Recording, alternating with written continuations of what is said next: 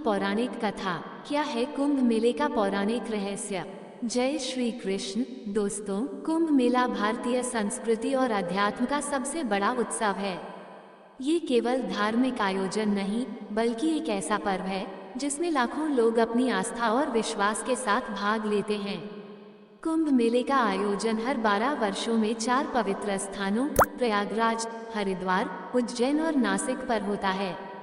इन स्थानों को पवित्र इसलिए माना जाता है क्योंकि यहाँ समुद्र मंथन से प्राप्त अमृत की बूंदें गिरी थीं।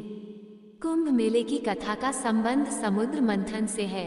तो आइए जानते हैं, क्या है कुंभ मेले का पौराणिक रहस्य। कुंभ मेला इतना विशाल और भव्य होता है कि अंतरिक्ष से भी देखा जा सकता है। लेकिन हमारे मन में यह सवाल जरूर उठता है कि यह इतना विशाल, भव्य और प्राचीन आयोजन आखिर कहां से शुरू हुआ होगा और इसके पीछे का इतिहास क्या है। क्या इसका उल्लेख भारतीय वेदों, पुराणों और धर्म ग्रंथों में मिलता है, या फिर इसके पीछे कोई और गहरी और रहस्यमय कहानी छिपी है।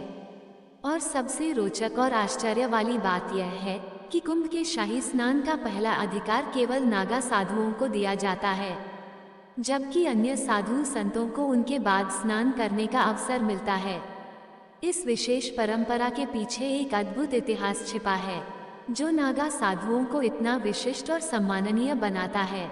महाकुंभ का आयोजन प्रयागराज के त्रिवेणी संगम पर होता है, जहां गंगा, यमुना और सरस्वती नदियों का संगम माना जाता है। लेकिन यहाँ केवल गंगा और यमुना ही दिखाई देती हैं। आखिर सरस्वती नदी क्यों नहीं दिखाई देती? तो क्या कलयुग में सरस्वती नदी अदृश्य हो गई? ये केवल एक धार्मिक मान्यता है, या इसके पीछे कोई गहरा धार्मिक रहस्य या वैज्ञानिक रहस्य छिपा हुआ है? और प्रयागराज में स्थित अक्षयवट, जिसे अमर वृक्ष माना जाता है, जो सृष्टि के विकास और प्रलय का साक्षी रहा है, इसके पीछे का इतिहास और महत्व क्या है? 2025 के महाकुंभ में भारत के 13 प्रमुख अखाड़े हिस्सा लेने वाले हैं। अखाड़ों का इतिहास और उनका महत्व क्या है, इन सभी सवालों का जवाब और महाकुंभ के अनसुने रहस्यों को जानने के लिए हमारे साथ अंत तक जुड़े रहिए, क्योंकि यह केवल एक मेला नहीं, बल्कि आस्था, विश्वास और संस्कृति का संगम है। प्राचीन ग्रंथों में कुंभ मेले का स्पष्ट उल्लेख नहीं मिलता, फिर भी इसे भारत का सबसे बड़ा तीर्थ माना जाता है। यही नहीं, इसे यूनेस्को ने मानवता की सांस्कृतिक विरासत की सूची में भी शामिल किया है, जो इसकी ऐतिहासिक और सांस्कृतिक महत्व को दर्शाता है। कुंभ संस्कृत का ऐसा शब्द है जिसका अर्थ होता है कलश या घड़ा। लेकिन अब सवाल यह उठता है कि अगर कुंभ केवल पानी का घड़ा है, तो यह इतना बड़ा और विश्वविख्यात त्योहार कैसे बन गया? दोस्तों, इस वीडियो में हम आपको महाकुंभ के आरंभ से लेकर अभी तक की पूरी यात्रा के बारे में बताएंगे। कुंभ मेले के इतिहास को समझने के लिए हमें 2 प्रमुख पौराणिक कथाओं को जानना होगा, जो इस पर्व की गहराई और महत्व को उजागर करती हैं। तो दोस्तों, आइए सुनते हैं महाकुंभ मेले की पहली कथा। 1. ये कथा सर्पों और गरुड़ देव के बीच की है, जो ऋषि कश्यप और उनकी 2 पत्नियों कद्रु और विंता से जुड़ी हुई है। कद्रु और विंता आपस में 2 बहनें थीं और ऋषि कश्यप की पत्नियां भी थीं। एक दिन कद्रु ने ऋषि कश्यप से वरदान मांगा कि उसे 1000 विषैले और शक्तिशाली पुत्र चाहिए। ऋषि कश्यप ने तथास्तु कहा और कद्रु को 1000 अंडे प्राप्त हुए। ये देखकर विंता ने भी वरदान मांगा कि भले ही उसके पुत्र कम हो, लेकिन वे कद्रु के पुत्रों से अधिक शक्तिशाली हो।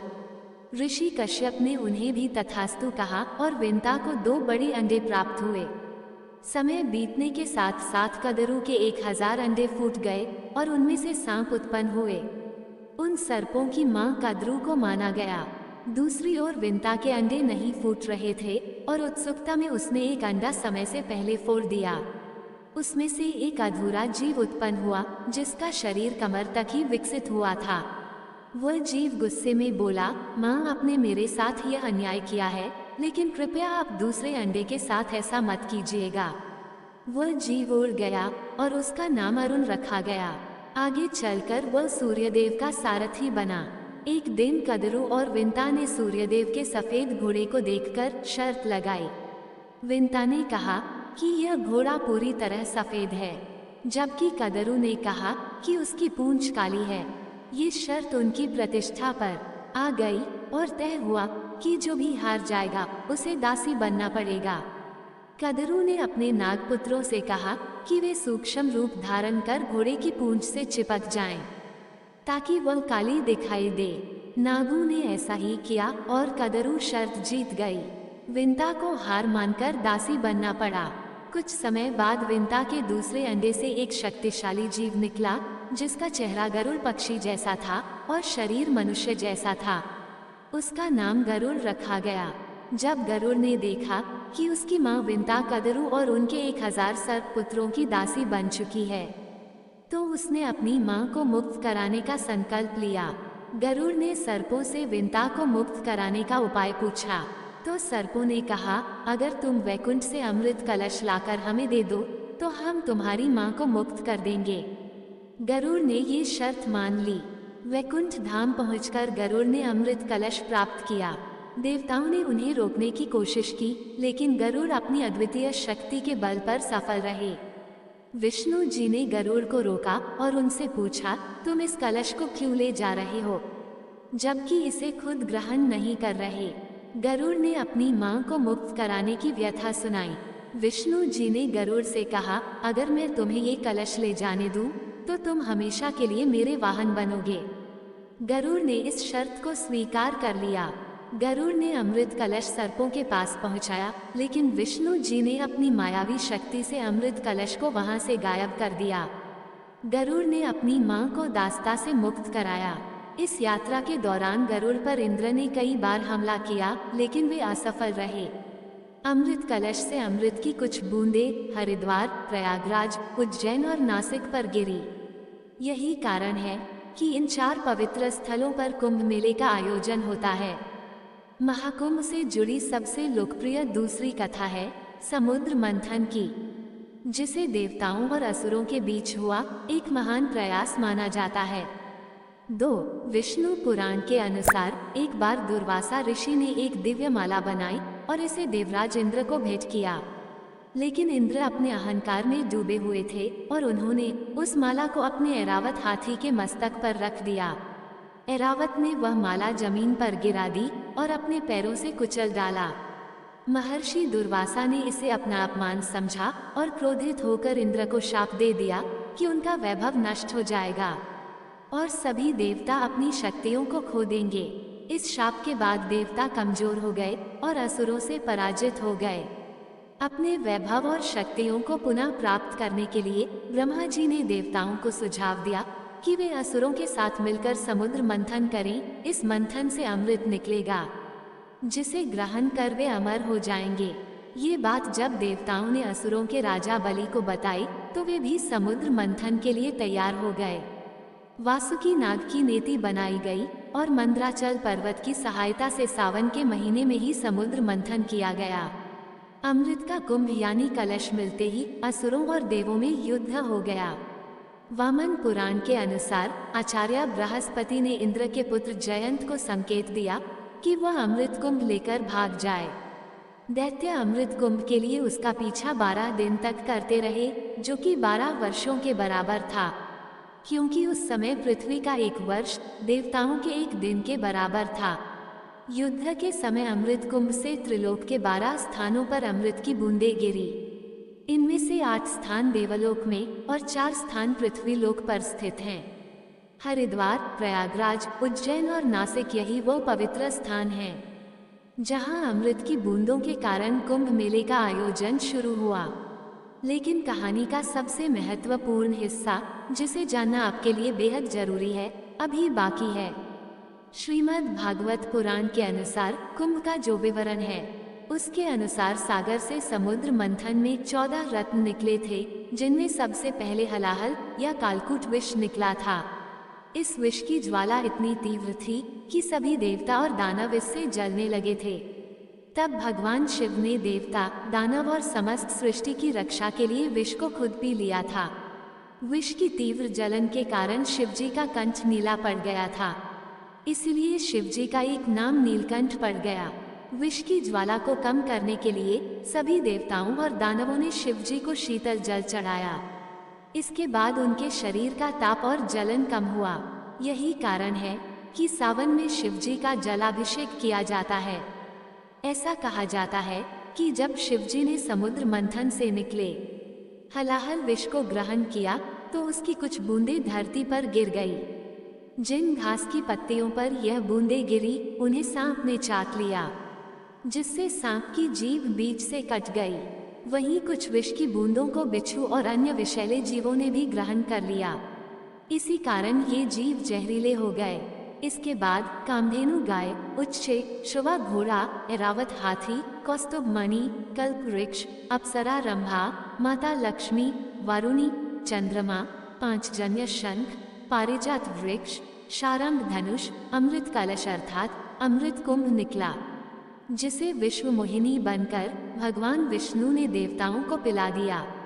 इसकी बूंदें हरिद्वार की गंगा नदी, प्रयागराज के त्रिवेणी संगम, गंगा, यमुना और सरस्वती, उज्जैन की क्षिप्रा नदी और नासिक की गोदावरी नदी में गिरी। जहां अमृत की बूंदें गिरी वहां कुंभ मेले का आयोजन शुरू हुआ।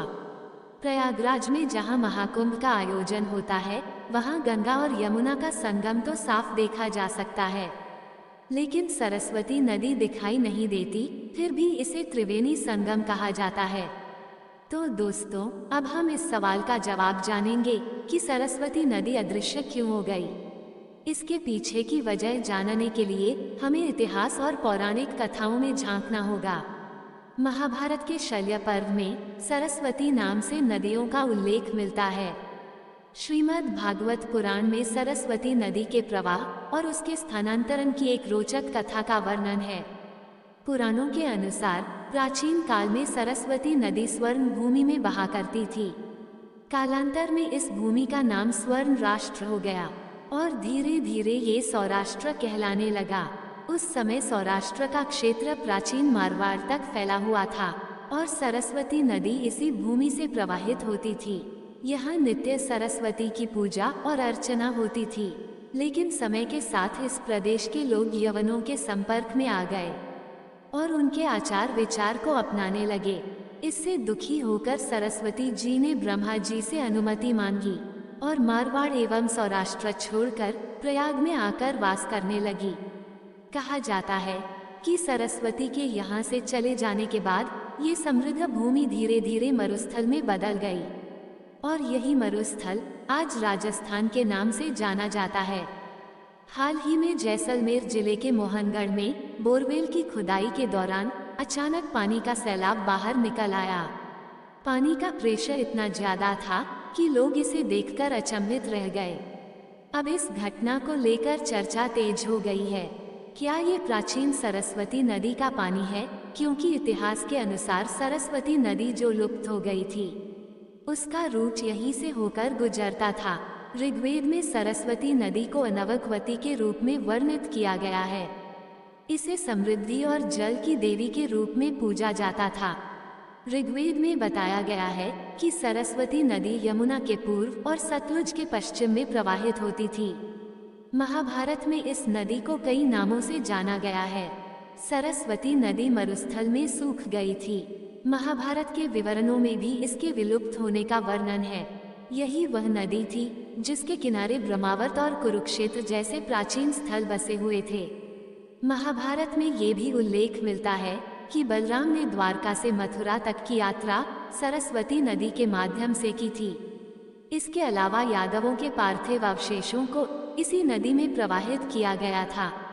इन विवरणों से यह स्पष्ट होता है कि सरस्वती एक विशाल और महत्वपूर्ण नदी थी, जो न केवल धार्मिक और सांस्कृतिक महत्व रखती थी, बल्कि यातायात और परिवहन के लिए भी उपयोगी थी। वैदिक काल में एक और नदी का उल्लेख मिलता है जिसे दृशद्वती कहा जाता था। ये सरस्वती नदी की सहायक नदी थी और हरियाणा से होकर बहती थी।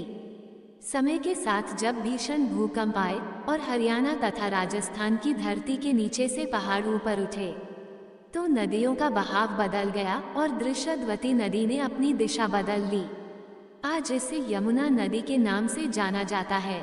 ये सरस्वती नदी के साथ मिलकर बहने लगी और इसी कारण प्रयागराज में 3 नदियों के संगम को त्रिवेणी संगम कहा जाता है। महर्षि वेदव्यास ने इसे तीर्थराज प्रयाग का नाम दिया, जो गंगा, यमुना और अदृश्य सरस्वती के संगम का पवित्र स्थल है। ये स्थान न केवल धार्मिक बल्कि ऐतिहासिक और सांस्कृतिक दृष्टि से भी अद्वितीय है। प्राचीन ग्रंथों में कुंभ का अर्थ केवल एक साधारण कलश है, लेकिन यही साधारण शब्द दुनिया का सबसे बड़ा धर्म और संस्कृति का अमर प्रतीक बन गया।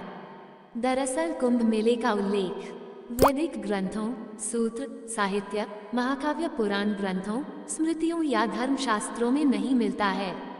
ऐतिहासिक किताबों में इसे माघ मेला या प्रयाग स्नान के नाम से जाना जाता है। कुंभ मेले में शाही स्नान का विशेष महत्व है। पवित्र नदियों में स्नान करना हिंदू मान्यताओं का अहम हिस्सा है। 2025 में कुंभ मेला प्रयागराज में आयोजित किया जा रहा है। इसकी शुरुआत 14 जनवरी 2025 को मकर संक्रांति से होगी और यह 25 अप्रैल 2025 तक चलेगा। इस दौरान करोड़ों श्रद्धालु संगम में स्नान करेंगे और मोक्ष की कामना करेंगे। कुंभ मेला 2025 न केवल एक धार्मिक आयोजन है, बल्कि यह आस्था, एकता और भारतीय संस्कृति का सबसे बड़ा पर्व है। ये हमें समुद्र मंथन की कथा से प्रेरणा लेकर संघर्ष और धैर्य का संदेश देता है। अगर आप आध्यात्मिकता की तलाश में हैं या भारतीय संस्कृति की गहराइयों को समझना चाहते हैं, तो कुंभ मेला 2025 में भाग लेना एक अद्भुत अनुभव होगा।